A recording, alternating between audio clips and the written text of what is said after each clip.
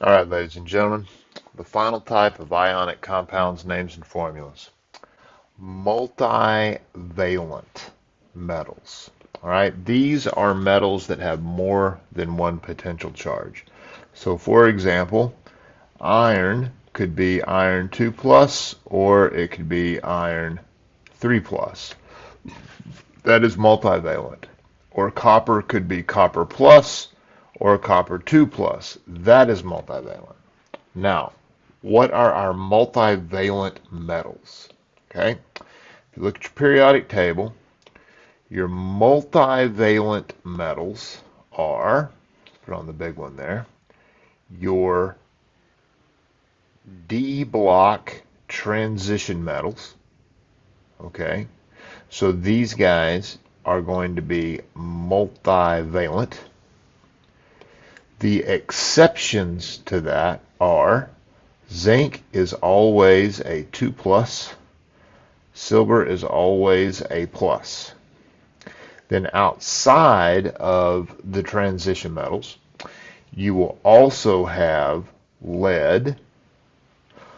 Lead can be lead 2 plus or it can be lead 4 plus. And you will have tin. Tin can also be 2 plus or 4 plus.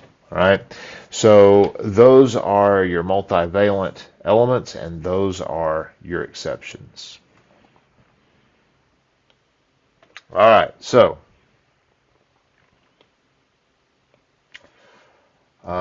this right up here, this is me going through everything that I just went through right there. Now, when we're doing the charges for multivalent, inside the names, we use these Roman numerals to designate the charge. So Roman numerals, this is 1, this is 2, this is 3, this is 4, IV, 5.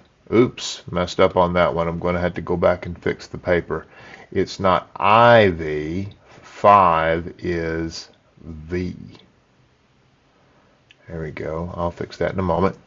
Then 6 is VI and 7 is VII. So you got basically two things that you're going to need to be able to do. The first one is, given a formula, write a name. Okay, those are pretty straightforward because you have the Roman numeral right there, so you know exactly what the charge for the thing is. So under those conditions, this right here, this is iron 2. Metals are always cations, they're always positive, so that's iron 2 plus. Then you've got oxide right here. Well, clearly that's oxygen. If we go to the periodic table, oxygen is in group 6. That gives it a charge of -2, so 2 negative.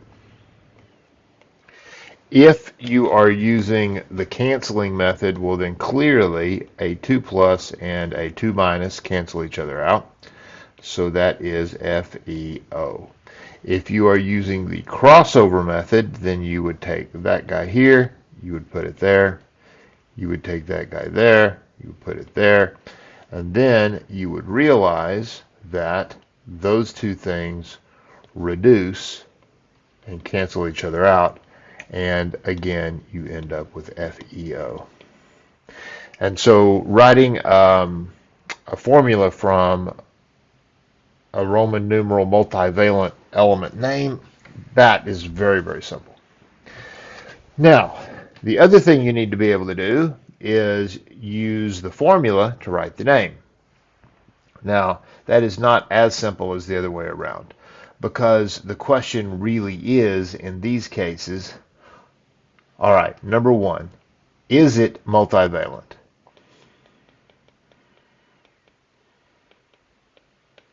And it's iron, right? And iron is very clearly a D block element, right? So yes, it is in fact multivalent. So yes. Then the second question, of course, is what is the Roman numeral? In other words, what is the charge?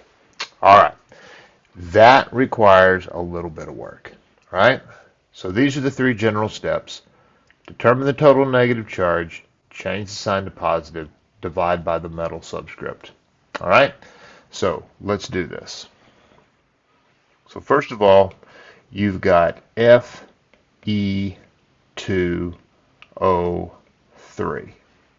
So the first thing that we're going to do is we are going to determine the total negative charge.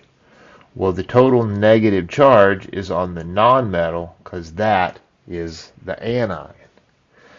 So if I'm determining the negative charge on this thing, then I have 3 oxygens.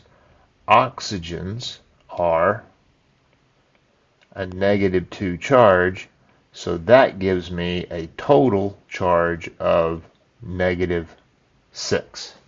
So that's the entire charge for all of that. Okay?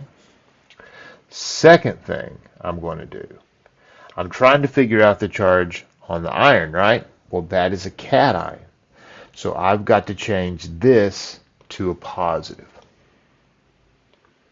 All right, so the second thing I'm going to do is I'm simply going to take my -6 and change it into a +6.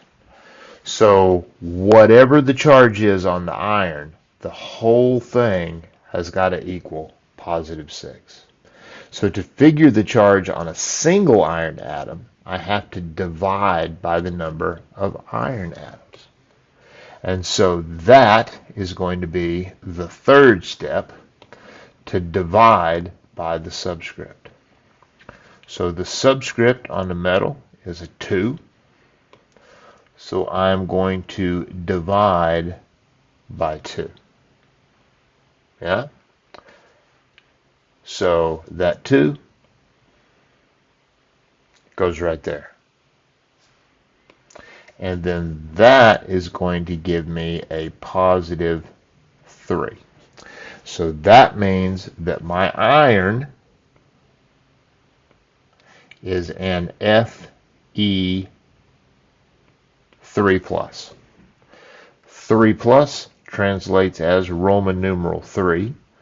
So I would write it iron, Roman numeral 3, 3 capital I's, space, oxide. All right, a couple of notes when you're writing these into the Canvas quiz that follows.